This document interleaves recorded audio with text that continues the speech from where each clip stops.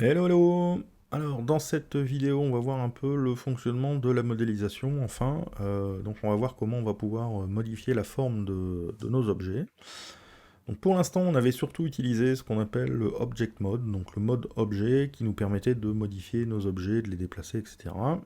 dans leur intégralité. Là, maintenant, ce qu'on va faire, c'est rentrer à l'intérieur de l'objet pour pouvoir modifier sa structure, donc la manière dont il est construit, et pouvoir modifier sa forme, surtout. C'est ça qui va nous intéresser au niveau de la modélisation. Donc ici, j'ai un cube, mon cube par défaut, qui a été créé. Donc pour l'instant, je vais utiliser ce cube-là pour vous montrer un peu le fonctionnement du mode edit.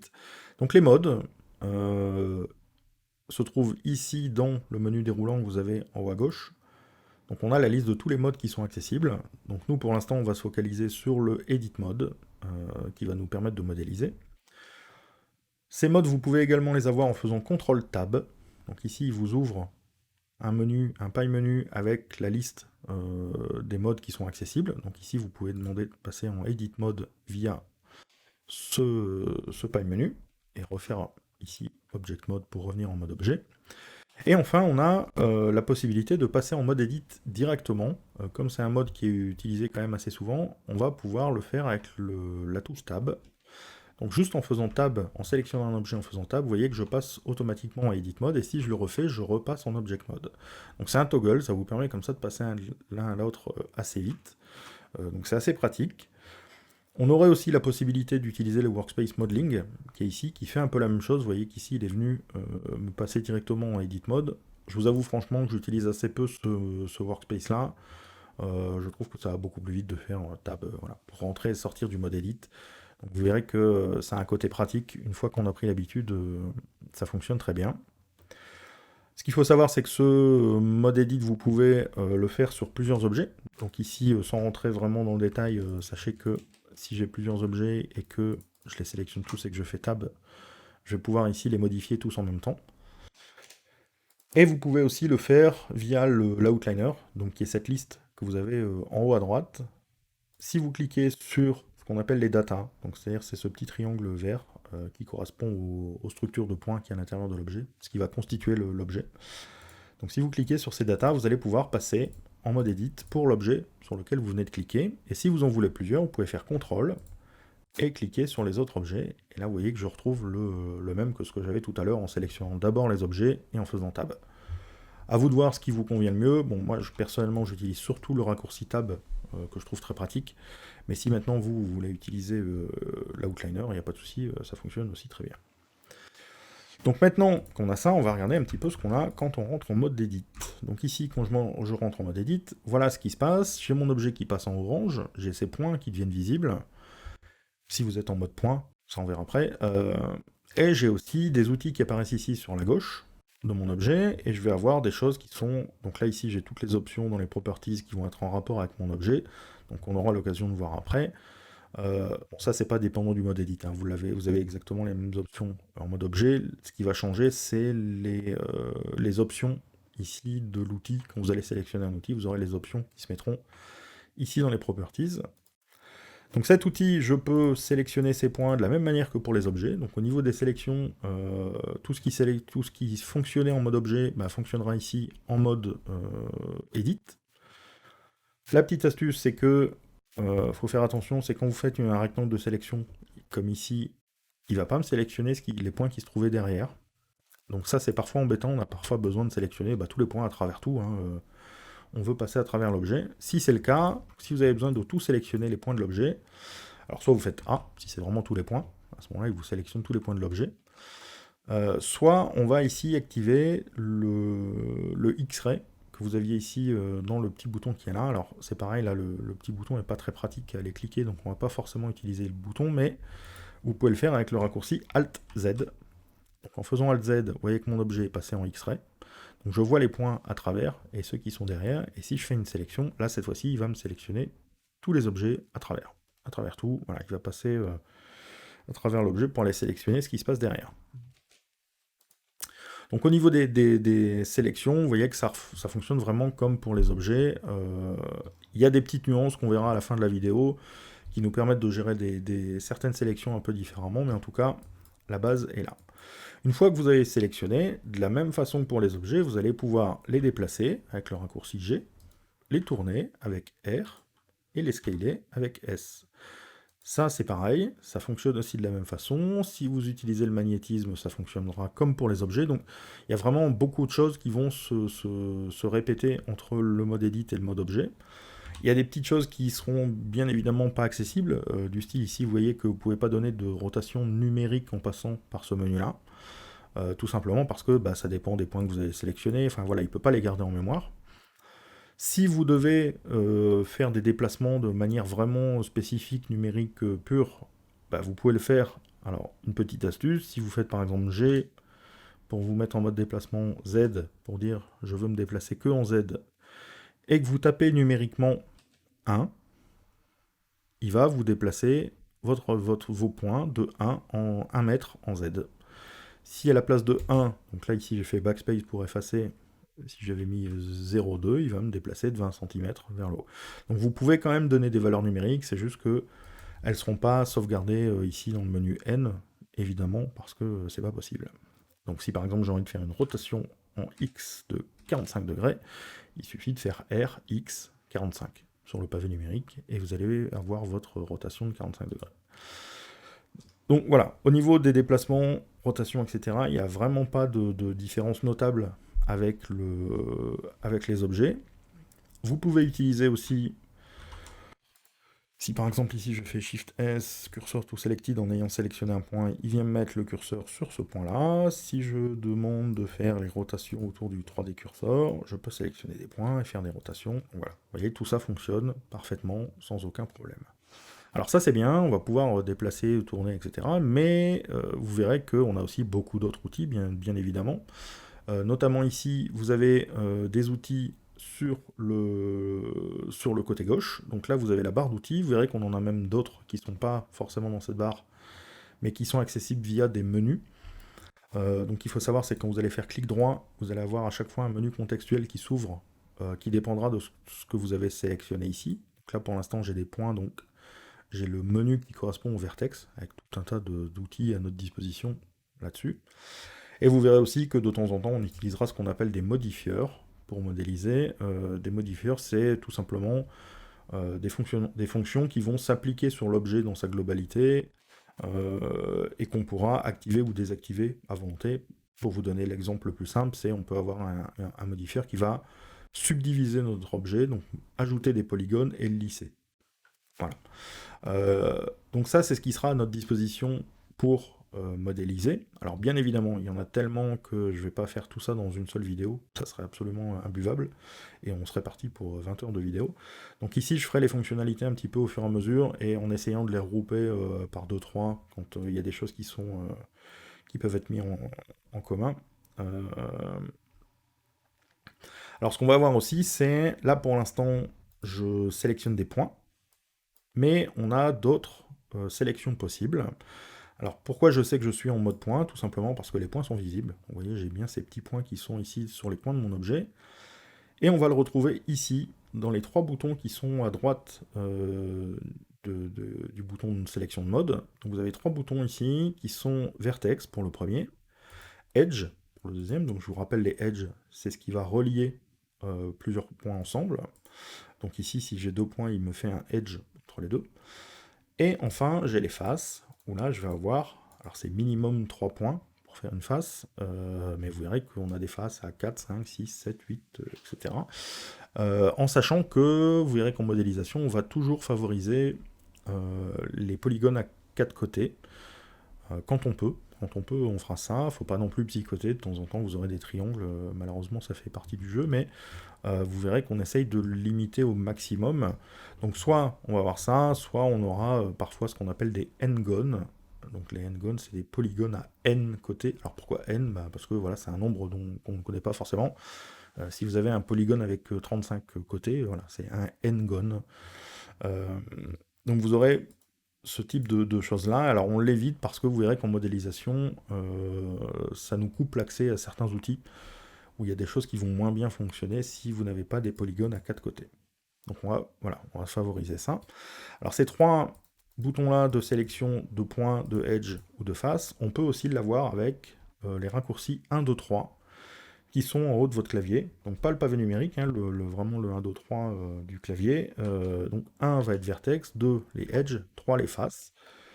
Sur un clavier français, vous n'avez pas besoin de faire Shift, hein, voilà, c'est les touches qui comptent, donc vous ne faites pas Shift 1, Shift 2, Shift 3, c'est 1, 2, 3. Ça va vous permettre de passer de l'un à l'autre. Alors au niveau des sélections, il y a quand même des petites spécificités. Ici, si je sélectionne 2 points qui sont reliés, donc comme ici, donc il n'y a pas ces 2 points-là, par exemple, qui ne sont pas reliés ensemble, mais si je prends ces 2 points-là, où on a un edge qui les relie, si je sélectionne ces 2 points, le edge va être sélectionné en même temps. C'est-à-dire que lui, il va être capable de détecter que ces 2 points-là sont contigus, donc il va être capable de sélectionner le edge en même temps. Si maintenant je sélectionne ces 4 points-là, non seulement il m'a sélectionné également les edges, mais aussi le polygone qui était créé à partir de ces points. Alors ça, c'est très important parce que vous allez voir qu'on a des outils qui vont spécifiquement fonctionner pour les faces, pour les edges ou pour les points. Et donc ça veut dire que si vous êtes en mode point et que vous sélectionnez ici 4 points, et donc une face, vous allez quand même pouvoir utiliser les fonctions, les outils qui s'appliquent aux faces. Donc ici, par exemple, si je vais dans le menu face et que j'utilise un de ces outils-là, il saura l'utiliser parce que la face est également sélectionnée. Idem en edge, si je sélectionne 4 edges qui constituent un polygone, il va être capable d'utiliser les outils qui fonctionnent sur les faces et sur les points. C'est-à-dire que ici, si je sélectionne ce edge-là et que je lance, je vais dans le menu vertex et j'utilise une fonction du menu vertex, ça fonctionnera parce que pour lui, les 2 points qui sont de chaque côté ont été également sélectionnés. Donc voilà, c'est vraiment des petites spécificités au niveau des options. Vous verrez que ça a son utilité parce que de temps en temps, on n'aura pas forcément envie de sélectionner des points, mais plutôt des edges, mais par contre d'utiliser des options qui sont pour, ou des outils qui sont pour les faces. Donc 1, 2, 3 pour passer. Alors ça, c'est des raccourcis à retenir parce que vous allez le faire quand même assez souvent. Donc je vous conseille de les retenir. Par défaut, travailler en mode point et changer quand il y a besoin de le faire. C'est souvent plus pratique de rester en mode point, quand c'est possible. Alors je vais vous montrer aussi d'autres sélections qui cette fois-ci ne peuvent pas s'appliquer aux objets, donc qui sont vraiment spécifiques au mode edit. Mais pour ça, je vais créer un autre objet. Donc ici, je vais faire un... Ah oui, tiens, je vais peut-être montrer ça en même temps. Ici, j'avais mon cube. Attention que si vous êtes dans le mode edit, que vous sélectionnez les points et que vous faites supprimer, vous voyez que déjà j'ai un menu qui est beaucoup plus important que ce qu'on avait au niveau des objets. Donc là, il me demande ce que je veux effacer. Et si jamais j'ai effacé tous les points, en faisant ici delete vertice, j'ai pas effacé mon objet. C'est-à-dire que mon objet, vous voyez qu'il est toujours dans la liste de l'outliner, c'est juste qu'il est vide. Donc c'est exactement comme si j'avais créé un empty, un objet vide ici. Donc ça veut dire que c'est un objet qui a des déplacements, des rotations et du scale, mais qui ne possède aucun point. Donc faites bien attention à ça. Si vous voulez effacer un objet, repassez d'abord en mode objet, et ensuite effacez votre objet. On verra après pour effacer les points, etc. Donc tout ça, on verra à un autre moment, dans une autre vidéo, parce que vous verrez que c'est pareil, on a aussi des petites spécificités pour effacer les points d'une certaine manière. Donc ici, je vais créer une sphère, et on va regarder ce qu'on appelle les loops et les rings. Alors ici, j'ai ma sphère. Vous voyez qu'il y a déjà beaucoup plus de polygones que dans mon cube, hein, bien évidemment. Et petite spécificité, donc principalement je vais avoir des faces qui sont à 4 côtés, mais au pôle de ma sphère, je vais avoir des triangles, tout simplement parce que là il n'était pas capable de garder des faces rectangulaires, donc ici je me retrouve quand même avec un objet qui a des triangles au bout.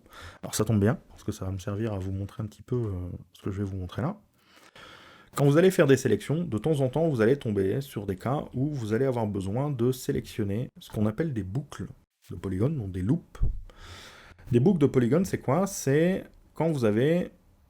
je vais essayer de vous en isoler pour vous montrer. Ça, c'est une boucle de polygones. Donc là, vous voyez ici, j'ai des polygones qui vont suivre et former une boucle. C'est-à-dire qu'on revient ici au point de départ. Alors, dans la pratique, c'est plus permissif que ça, c'est-à-dire que ici, on peut dire que ça, c'est également une boucle, même si ça revient pas à son point de départ. Mais en gros, c'est des polygones qui vont se suivre de manière parallèle. Voilà. Vous voyez ici, je vais avoir des boucles comme ça. Vous verrez que de temps en temps, vous aurez des boucles qui seront beaucoup plus bizarres. Je vais essayer de vous en créer une. Donc ici, imaginons j'ai un plane. Donc tout ça, ne vous inquiétez pas, on verra après par la suite comment faire ce que je suis en train de faire là. Donc là, je déplace les points et je vais en rajouter. Donc vous voyez, ça, je suis en train de créer une boucle de polygones. Donc peu importe sa forme, peu importe, voilà, ce qui est important, c'est que j'ai bien des polygones qui soient à chaque fois carrés, enfin en tout cas à 4 côtés, et qui vont se suivre pour former comme ça une bande de polygones. Donc là sur ma sphère, on a vu que j'en ai plusieurs, des bandes de polygones comme ça qui sont sélectionnables. Alors pour les sélectionner, comment on va faire? Donc ça va dépendre du mode dans lequel vous êtes, enfin en tout cas du mode de sélection dans lequel vous êtes, donc que ça soit point, edge ou face. Donc on va commencer par les points. Imaginons que j'ai envie de sélectionner tous les points qui sont ici sur cette ligne-là. Donc voilà, qui font autour. J'ai envie de sélectionner toute cette ligne de points-là. Et bien je vais tout simplement faire Alt et cliquer sur la ligne. Attention, pas sur le point. Ne cliquez pas sur le point parce que sinon il va avoir du mal à déterminer si vous voulez la verticale ou l'horizontale. Donc cliquez bien sur une ligne, et là vous voyez qu'il m'a sélectionné, je vais faire point du pavé numérique pour me recentrer, voilà. Vous voyez qu'il m'a sélectionné tous les points qui font le tour de la sphère. Je pourrais ici le faire au-dessus, ça fonctionne aussi. Si par contre je le fais sur une ligne verticale, vous voyez que quand il arrive ici, il se retrouve à un endroit où de ce point-là partent beaucoup de points. Il y a plus que 4 points en fait qui sont connectés à ce point-là. Donc il y a plus que 4 edges. Et du coup, il ne sait pas quoi faire. Il ne sait pas quoi faire, il ne sait pas si le suivant, bah, c'est ce point-là, ou est-ce que c'est ce point-là, enfin voilà. Donc pour lui, bah, il s'arrête. Donc dès que vous allez avoir des triangles, vous savez que les boucles vont s'arrêter aux endroits des triangles, ils ne sauront pas quoi faire avec. Donc c'est soit pour les triangles, ça fera la même chose sur ce qu'on appelle les n-gones, donc les polygones à plus que 4 côtés. Donc dans ce cas-ci, on va devoir faire Shift-Alt pour lui demander de rajouter une autre boucle, qui est celle de l'autre côté ici. Et là, cette fois-ci, il a réussi à la sélectionner. Donc je pourrais faire aussi Alt sur cette ligne-là pour sélectionner cette boucle-là. Shift-Alt, je pourrais venir rajouter des boucles à ma sélection. Comme dit tout à l'heure, vous voyez que comme je suis en mode point et que j'ai sélectionné des boucles qui étaient contiguës, il m'a sélectionné 4 points ici, donc il m'a sélectionné aussi le polygone qui était ici. De temps en temps, vous n'allez pas vouloir avoir ça. C'est-à-dire que vous voudrez sélectionner les boucles, mais sans sélectionner les faces. Donc comment on va faire? Et bien ici, je vais passer en mode Edge. Si je sélectionne les boucles en mode Edge, cette fois-ci, il ne me sélectionne pas les polygones, tout simplement parce que les edges verticaux n'ont pas été sélectionnés. Donc pour lui, il n'y a pas de face de sélectionner dans ce cas-ci. Si maintenant je faisais ça, là, à cet endroit-là, je vais avoir des faces de sélectionner.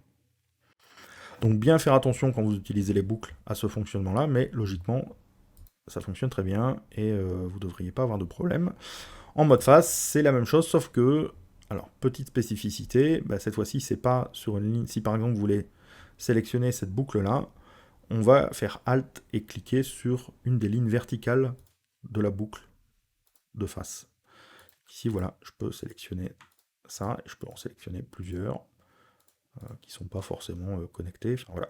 Donc là, ici, vous pouvez, avec Alt et Alt-Shift, venir sélectionner plusieurs boucles de polygones sur votre objet. Donc ici, pour les loops, c'est à peu près tout. Ce qu'on a aussi comme possibilité, c'est, donc au lieu de faire Alt, c'est de faire CTRL. CTRL fonctionne différemment.